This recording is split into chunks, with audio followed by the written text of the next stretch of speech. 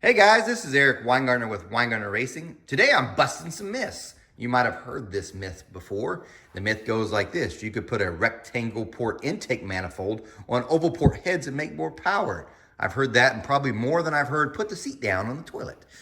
And well, we were on the dyno last week and I got to test this. So I am going to back up a little bit and tell you some information about it. But any of the results that you see today in today's video are available in a book. Now, it's pre-order right now. I should have them all available probably by the end of next week. So go to my website, wengines.com, and you can purchase this dyno book from the entire testing of all the big block Chevy stuff that we had done last week. What was tested?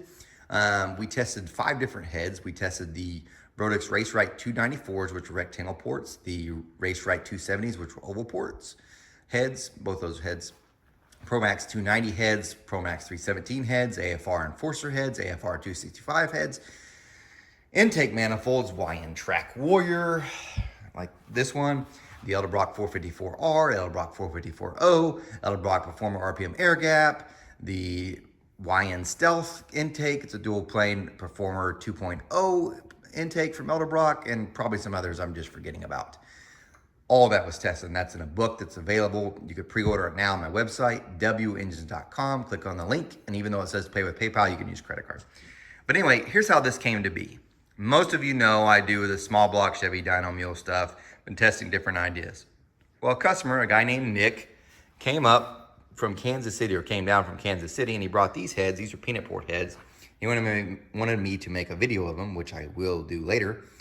And he asked, were you ever going to do a big block dyno mule? And I said, yeah, I just got to get some of the money back from what I spent on the small block, but I plan to. And he goes, well, by the way, his name is Nick from DZ Performance. Like him on YouTube. He's got his own channel there. He's like, well, I have a 496 and I'd be happy to test it. And I got a bunch of heads too. I've done a lot of stuff already. So if you want to do it, we can do it. I was like, all right. So a trip to Dunsworth Machine Shop in Enid, Oklahoma to see Gary. Great guy, smart guy. Go see him. We spent Wednesday, Thursday, Friday on the dyno. 3 days testing a whole bunch of different stuff like I'd already mentioned. And you get to see some of the results. This one today is especially one. This was the last test we had done, so I thought I'd give you a little preview of that. But anyway, I'll give you a rundown on the combination real quick because here's what it is. Nick had a 496. It's got a scat rotating assembly, maul pistons with about an 18cc dome. The compression ratio varied on which heads were on it because not all heads had the same combustion chambers. So for instance, like the ProMax had 110 cc's, which is about 11 to 1. And the biggest ones were like the AFR Enforcers. So those were about 10.2 to 1. But for the test, not these heads. We didn't test it with these heads. They're just here for demonstration, nor with this intake for this one that I'm talking about today. For this test that I'm about to show you, we tested it with the Brodix Race Rite 270 oval ports. They're completely stock except for a change in valve springs, and also the chambers were 115 cc's. That gave it about 10.6 compression ratio. The intakes were used on this test, even though this one's not the one we're used for the test, but it uses for demonstration purposes. We're the Edelbrock Performer RPM Air Gap. We use the oval port and the rectangle port, both completely stock. The engine itself had a custom Lanati hydraulic roller camshaft, 243, 247, 630 lift, 110 lobe separation. And the carburetor was 1,000 CFM Pro Systems. That's pretty much the rundown on the engine. And like I said, we've done a lot of testing different ideas. This was the very last test we'd done because Nick had actually never heard about this myth that you could put in a rectangular port intake on an oval port heads and make more power. If you've heard it, go ahead and put it in the comments. Say, yeah, I've heard that, because he had never heard of it. And I swear I've heard it since I was 16, and I'm quite a bit older than that now. I hear a lot. Usually it's from old timers saying it's much faster. So getting the opportunity to test this on the dyno was kind of neat. So anyway, let's kind of get to it. The intakes actually look like this. So the heads itself was about this size, and this gasket was the same gasket we used for the test. So what we essentially have is this going on to that. Now, I've heard this for such a long time, and since I've heard it so much, it almost sounded somewhat believable, but not really because of this. So this is my flow bench. I use it for testing flowing heads. And several of you asked, why do you have this thing on the head? What are you using it for? And what this is a radius plate. It helps smooth the air transition into it. If I remove this and flow it exactly like this, it actually flows a lot less, like 30 CFM less. because the air is coming this way, and it kind of shrinks down that flow zone, and it actually makes it flow worse. So when I'm thinking of this situation, which we're talking about today, having this big old square like this, you're essentially doing the same thing. And I know on the flow bench, you lose flow. Now, I will say this test also kind of proved, the dyno test that we had done, proved that flow is not everything. And I knew that anyway, but I just couldn't see that square of intake making more power than an oval. So we had to test it. So here's results. Now, this one is the oval port. This is exactly how it should be. The Edelbrock Performer RPM air gap, oval port intake, oval port heads.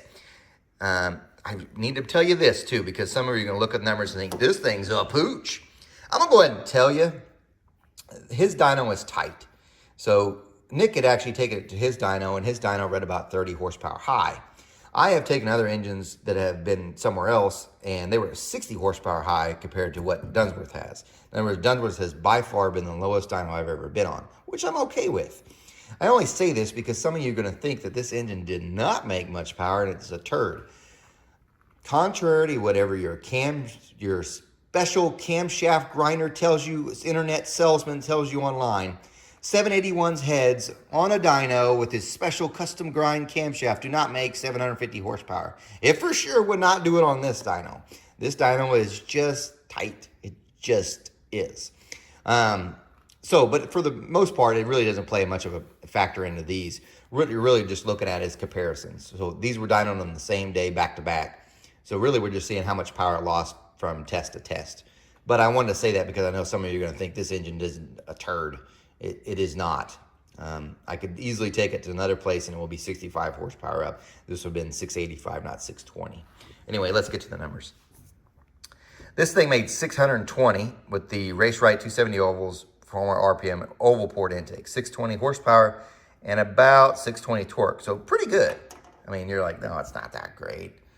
It's not bad. It's not bad. But let's look what it happens when we just switch and now we put on the rectangle port intake. So they're both completely stock. The only difference is the exit. Here it is. There's your rectangle port intake. We now make 602 horsepower and about 609 foot-pounds of torque. That's a huge difference, right? Well, it looks worse when you see it like this. This is the overlay. The red line is the rectangle ports. The black line is the oval port intake. So the oval port's up here in the black. There is no spot ever where it loses to the rectangle port's heads being on there. And that's a significant loss, by the way. It's about 20 through the entire range almost. So I could say that myth is busted.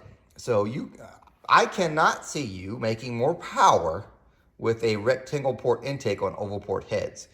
If you went faster, my hunch is you couldn't hook up the torque or power that you had before, and since you got traction, you actually went faster.